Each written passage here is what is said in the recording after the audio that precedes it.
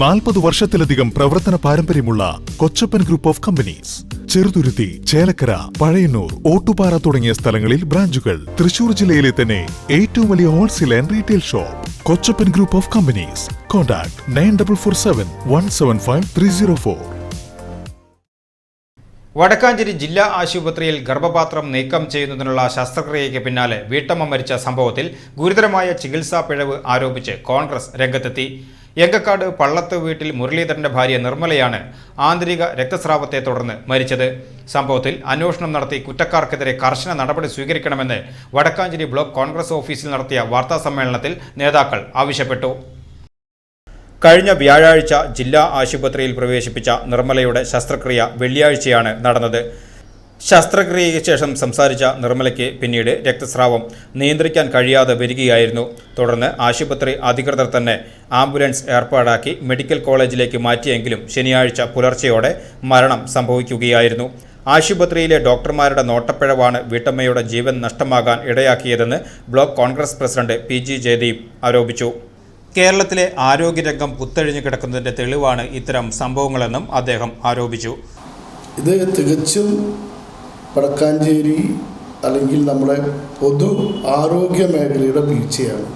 ഇന്ന് കേരളത്തിലുടനീളം ഇത്തരത്തിലുള്ള സംഭവവാസങ്ങൾ നമ്മളൊക്കെ പത്രത്തിൽ കണ്ടുകൊണ്ടിരിക്കുകയാണ്.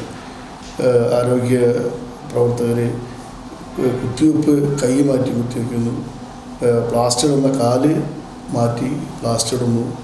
അങ്ങനെ ഒരു ആരോഗ്യ മേഖലയെ ആകെ കുത്തഴിഞ്ഞ് താറമാറായി അത് തകർത്ത് തരിപ്പണമായിരിക്കുകയാണ്. നമ്പർ 1 ആരോഗ്യമാണ് നമ്മുടെ സംസ്ഥാനത്ത് എന്നൊക്കെ പറഞ്ഞാലും ഇത് വളരെ ഗുരുതരമായ വീഴ്ചയാണ്. ശസ്ത്രക്രിയയ്ക്ക് ശേഷം ആരോഗ്യനില വഷളായ വിവരം കൃത്യസമയത്ത് ബന്ധുക്കളെ അറിയിക്കാതെ അതീവ ഗുരുതരാവസ്ഥയിലാണ് രോഗിയെ മെഡിക്കൽ കോളേജിലേക്ക് കയറ്റിവിട്ടതെന്ന് കോൺഗ്രസ് വടക്കാഞ്ചേരി മണ്ഡലം പ്രസിഡന്റ് TP ഗിരീശൻ ആരോപിച്ചു. വളരെ ക്രിട്ടിക്കലായിട്ടുള്ളൊരു പേഷ്യൻറ്റിനെ ട്രാൻസ്ഫർ ചെയ്യുന്ന സമയത്ത് നോർമലി ആ ഹോസ്പിറ്റലിൽ നിന്ന് ഒരു ഡോക്ടറോ അല്ലെങ്കിൽ ഒരു സീനിയർ സ്റ്റാഫോ ആ പേഷ്യൻ്റെ കൂടെ സാധാരണ ആംബുലൻസിൽ അക്കമ്പനി ചെയ്യാറുണ്ട്, കൂടെ പോകാറുണ്ട്.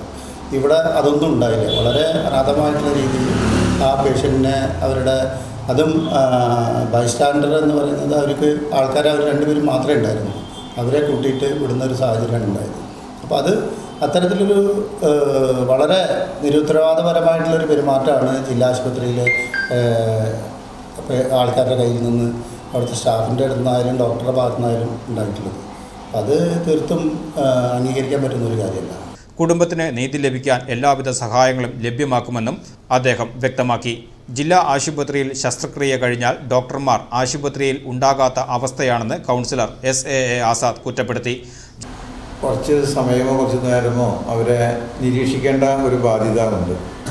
ആ നിരീക്ഷിക്കാൻ അവിടെ ഉത്തരവാദിത്തപ്പെട്ട സർജറി കഴിച്ച ഡോക്ടർമാർ അവിടെ ഉണ്ടാവാറില്ല.